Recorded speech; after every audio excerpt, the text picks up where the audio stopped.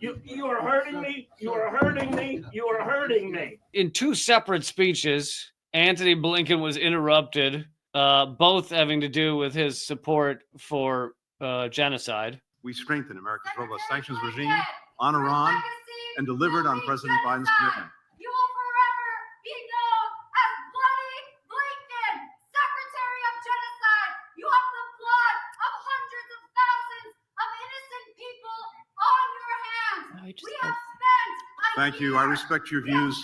Please allow me to share mine. Thank you. Appeal to your humanity in front of your house. We bring you letters. He doesn't actually respect her views. I'm going to skip ahead because it does go on for just... That's awesome, but she just keeps going. Because no one's able to take her out of there. So to continue. At the same time, we strengthened America's robust sanctions regime on Iran. He just goes back into it as if it didn't happen. Well, of course, because he's a total robot. Like, these people have no soul. I know. There's because I feel like a lot of times that I know, like, that people have disrupted and I've disrupted, you think you're going to be taken out of there so soon that you only have like 2 sentences planned and you keep like, saying them to yourself while you're sitting there like, yeah. But like, here's evidence to show that you should have like a paragraph planned because if they can't get you out easily, you got some time. You can keep going. I actually did a good job of realizing the reverse when I was going to be on Fox News. Most of you know this, but it was way back 2008. And I was going to be on, and my plan, which ended up happening, was to basically, rather than do what they wanted, to just call them a parade of propaganda at a festival of ignorance. And that's what I did. But the smartest thing I did was at first I started planning this like longer, but it probably would have only been 1 minute. But 1 minute on TV time is forever. And then I realized like, oh, they're gonna let me talk for about 12 seconds. Mm-hmm. And so I planned like 20 seconds. And sure enough, we gotta cut to commercial. I went for about 12 seconds and he was like, okay, we gotta go. We got a thing. Anyway, so it was the reverse, but yeah, it does happen where they don't get you out. Okay. So here is our friend Sam Husseini, who was just dragged out of Blinken's final press conference. Before we don't have good video of this, but before this happens, Max Blumenthal, who he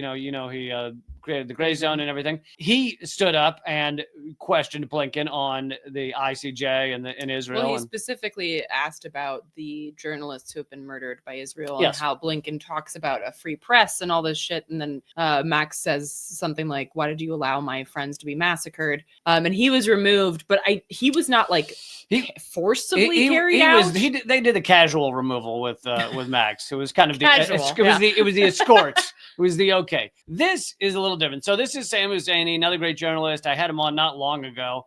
We've shared Sam Husseini videos before, and my thing has always been, how does he stay so calm? Asking questions. And I feel like that's the case here too. He stays pretty calm, actually. Yeah, absolutely. But anyway, let's show the video. Get your hands off me.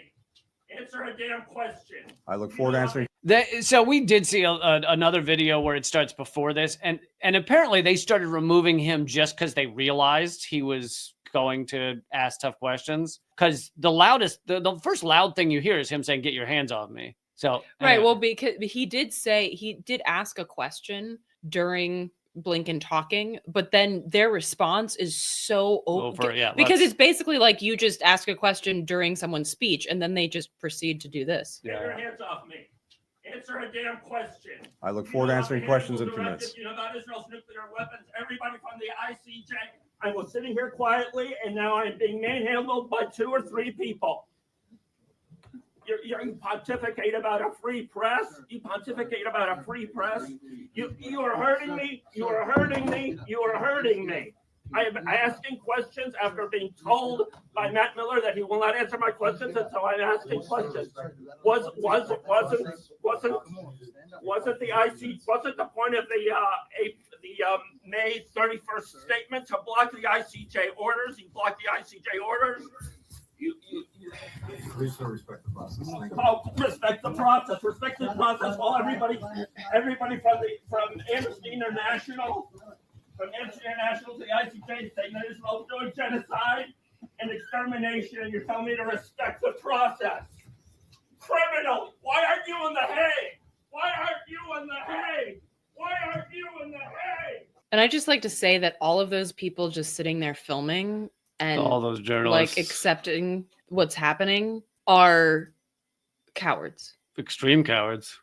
Like They're worried 100%. they're worried about their jobs, their careers. They're not willing to ask real questions. And if they do, like Sam was saying, they're not accepted in mainstream media, Right. which he has been largely forced out of mainstream media mostly. So by the way, this is like the defending rights and dissent, and I know some folks who work there, Chip Gibbons being one of them, has pointed out that this is like not surprising considering the Biden administration's antipathy against journalists, but that arresting an accredited reporter at a briefing would be a new low. And also, I'd just like to point out, everyone, this is the Biden administration, okay? So just in case anybody's like, oh my God, press freedom under Trump. No. Yeah. Okay?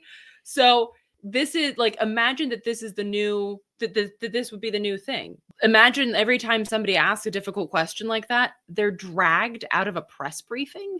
Like, I know, and it's so the level of hypocrisy is hilarious. Like, this is the U.S. who claims like, China doesn't have freedom of press, or Iran doesn't, or Russia doesn't, and meanwhile you've got to get a pass to even get in front of these people, and then when you do, if you ask a question they don't like, or a question they don't like at the wrong time, they're gonna have security forces with guns drag you out of the goddamn press briefing. It really just again reveals the United States for what it is. mm-hmm.